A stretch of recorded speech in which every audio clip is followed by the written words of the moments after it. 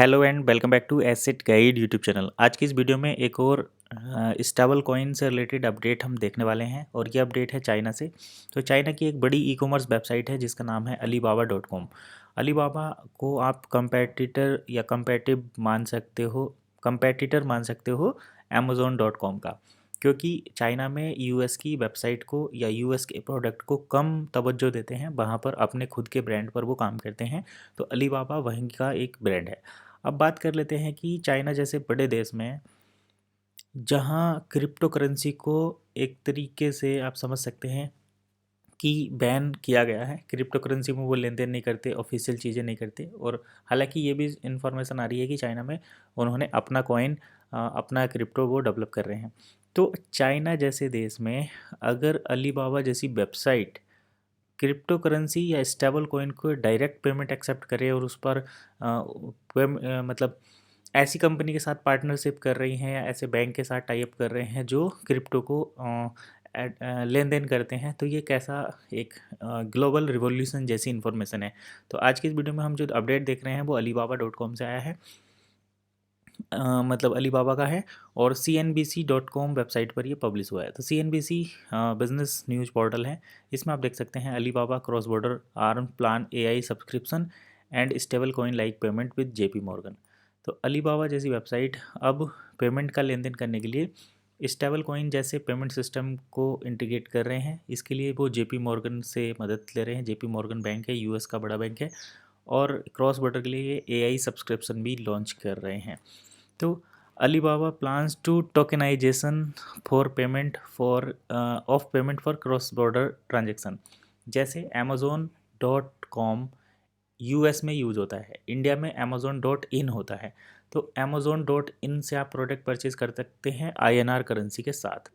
लेकिन अगर आप amazon.com या amazon.us से प्रोडक्ट परचेज करेंगे तो उसके लिए आपको डॉलर में पेमेंट करना पड़ेगा। यू हैव टू पे with master card, credit card, या फिर यू हैव टू पे विद पेपाल जैसे पेमेंट सिस्टम।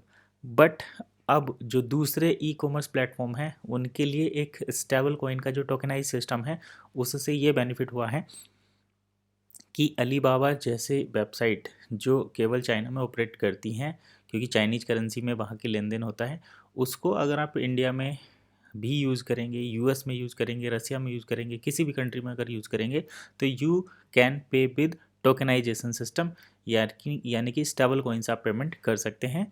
और कोंगजू president of alibaba.com told CNBC the company would work with JP Morgan which has its own tokenization technology. तो JP Morgan bank के पास अपनी पहले से ही स्टेबल कॉइन की टेक्नोलॉजी है, इसीलिए अलीबाबा के प्रेसिडेंट ने बताया है कि हम टोकनाइजेशन टेक्नोलॉजी यूज़ करने के लिए JP मॉर्गन बैंक से कांटेक्ट कर रहे हैं। और अब क्रॉस बॉर्डर ट्रांजैक्शन के लिए हम जो है टोकनाइजेशन पेमेंट इस्तेमाल करेंगे। मतलब जैसे अगर पहले से ही टोकनाइजेशन सिस्टम अवेलेबल होता तो amazon.com जैसी वेबसाइट को इंडिया में लॉन्च होने के लिए amazon.in प्लेटफॉर्म लॉन्च नहीं करना पड़ता, एक ही ग्लोबल पेमेंट सिस्टम रहता और amazon.com ऑल ओवर इंडिया में, ऑल ओवर वर्ल्ड में कहीं भी उसको किसी भी तरीके से यूज किया जा सकता है। तो डील सेकर ने जो USDT बेस्ड टोकनाइजेशन सिस्टम लगाया है वो इसी चीज़ की तरफ डायरेक्ट करता है कि टोकनाइजेशन सिस्टम अगर है, मतलब आप अगर एक ग्लोबल पेमेंट सिस्टम के साथ जुड़े हुए हैं तो you can operate anywhere in the world, और आपको एक ही रूट से जुड़ा होकर पूरे दुनिया में आप सर्विस दे सकते हैं। और अभी देखिए, जब से डील सेकर पर USDT पेमेंट सिस्टम आया है, डील सेकर पर जब से USDT पेमेंट सिस्टम आया है तभी से हमें ये चीज़ें ज़्यादा देखने को मिल रही हैं कि हर एक e commerce platform tokenization technology को अडॉप्ट कर रहा है, ऐसे बैंकों के साथ टाई अप कर रहा है जो पहले से टोकनाइजेशन टेक्नोलॉजी रखते हैं। तो ये अपडेट कैसा लगा कमेंट करके जरूर बताना। फिलहाल इतना ही, नेक्स्ट वीडियो में फिर मिलेंगे, तब तक के लिए कीप वॉचिंग एसेट गाइड।